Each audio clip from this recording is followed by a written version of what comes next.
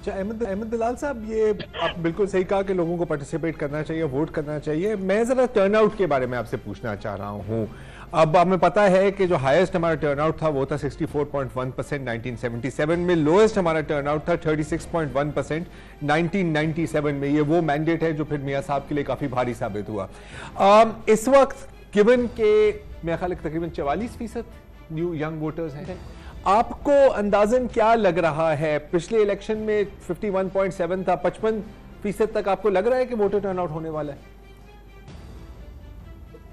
Unfortunately मुझे नहीं लग रहा कि ऐसे होने वाला है, क्योंकि इस वक्त जो वोट ना डालने के लिए जो फैक्टर्स हैं वो काफ़ी हैं जो लोगों को शायद वोट डालने के लिए एनकरेज नहीं कर रहे।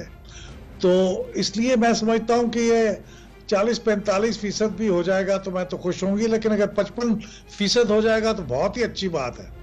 हमें एम तो उसके लिए करना चाहिए, लेकिन उसका इम्कान कम है। ये हमारे नौजवान साथियों से मेरा गिला ये है कि ये 44% इतनी बड़ी तादाद है, सबसे बड़ा एज ग्रुप है, लेकिन हमारे एग्जिट पोल ये बताते हैं कि वोट डालने जाते नहीं हैं।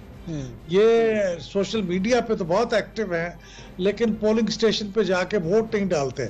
31% इनका एवरेज वोटर टर्नआउट है, जबकि हमारा 45% एवरेज वोटर टर्नआउट है ओवरऑल।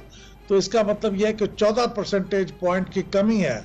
इंडिया में ये 2 परसेंटेज पॉइंट ज़्यादा था 2014 के लोकसभा के इलेक्शन में। तो ऐसा नहीं है कि दुनिया में हर जगह ऐसे होता है। तो नौजवान मेहरबानी करें, 10% फर्स्ट टाइमर वोटर्स हैं, वो भी ज़रा कोशिश करें वोट डालने की, और जो 44% है वो भी कोशिश करें। तो उनकी वजह से वोटर टर्नआउट भी बेहतर हो सकता है और उनकी पसंद की पार्टी भी बरइख्तियार आने का चांस हो सकता है। लेकिन माजी के तजुर्बात देखते हुए मेरा ख्याल है कि ऐसा शायद ना हो।